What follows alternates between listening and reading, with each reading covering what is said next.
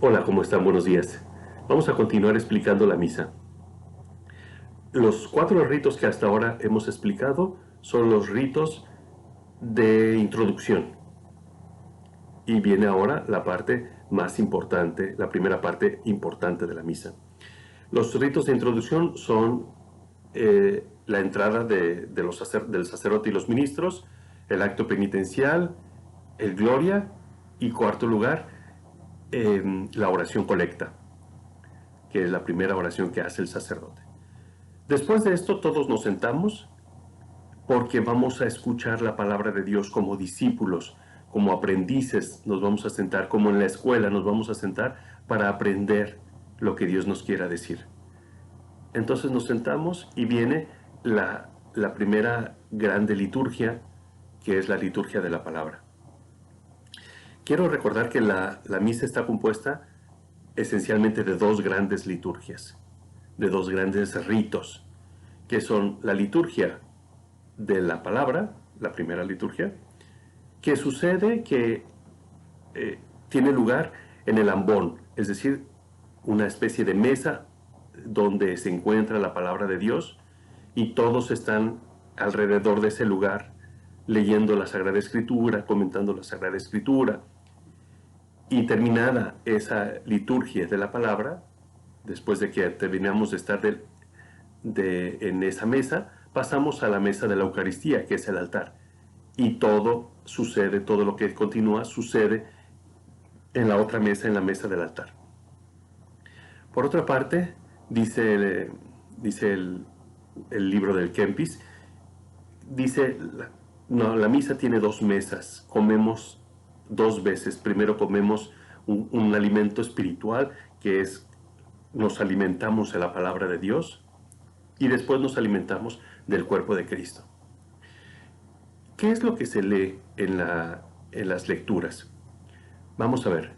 Las lecturas normalmente están compuestas, esta parte está compuesta normalmente de cuatro partes. En primer lugar, una lectura, una primera lectura. Solo los domingos tenemos dos lecturas. Normalmente los días ordinarios es una lectura. Después, un salmo, rezamos entre todos un salmo que vamos todos respondiendo y por eso se llama un salmo responsorial, porque respondemos. En tercer lugar, una aclamación antes del Evangelio, que normalmente es el Aleluya. Y en cuarto lugar, la lectura de un pasaje del Evangelio. Normalmente estamos sentados todos durante este momento, solo nos ponemos de pie al escuchar el Evangelio, porque es la historia de Jesús. Por respeto nos ponemos de pie cuando se cuenta la historia de Jesús. Vamos a ver, entonces, si ustedes van a misa solo los domingos, entonces quiero explicarles que durante un año, todos los domingos, se va a leer un evangelio, uno de los tres evangelios sinópticos. Los evangelios sinópticos son Mateo, Marcos y Lucas, en cuanto que el evangelio de San Juan se va a leer en los días especiales. Entonces, por ejemplo, este año estamos leyendo Marcos. El próximo año vamos a leer Lucas. Durante todos los domingos del año va a hacer esta lectura. La primera lectura, este es el Evangelio, la primera lectura, los domingos, hace referencia al tema que está tratando el Evangelio. Entonces, se toma de algún lugar del Antiguo Testamento un pedazo que haga referencia a este Evangelio.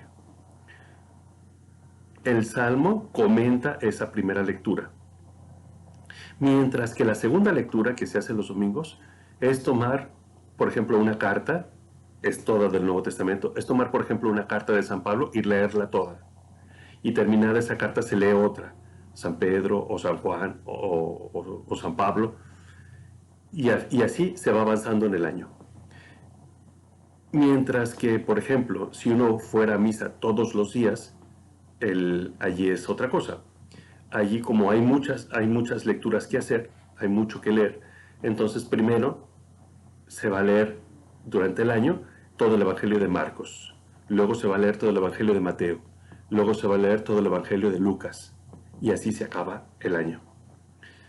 Y la primera lectura no comenta el Evangelio, los días ordinarios, la primera lectura lleva una secuencia. Por ejemplo, normalmente cuenta toda la historia de la salvación. Desde el libro del Génesis va leyendo pasajes, explicando el Éxodo, explicando los patriarcas, los reyes, en fin, va avanzando contando la historia de Israel, la historia de la salvación.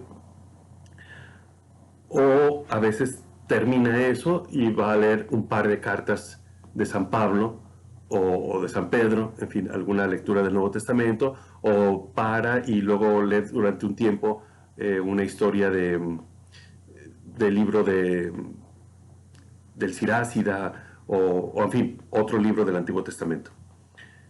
Ojalá que todos participaran o que todos siguieran, si no van a misa, que todos siguieran la lectura de, de la misa de todos los días y así repasarían un poco toda la Biblia.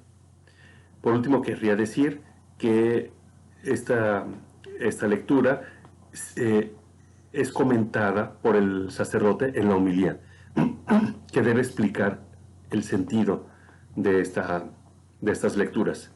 Y debería terminar todo con un silencio meditativo, donde todos guardamos silencio y meditamos en lo que acabamos de escuchar.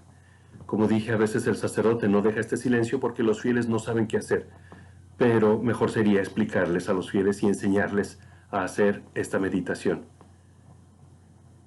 Les deseo a todos un feliz día, que Dios nuestro Señor les bendiga, en el nombre del Padre, y del Hijo, y del Espíritu Santo. Amén. Muchas gracias.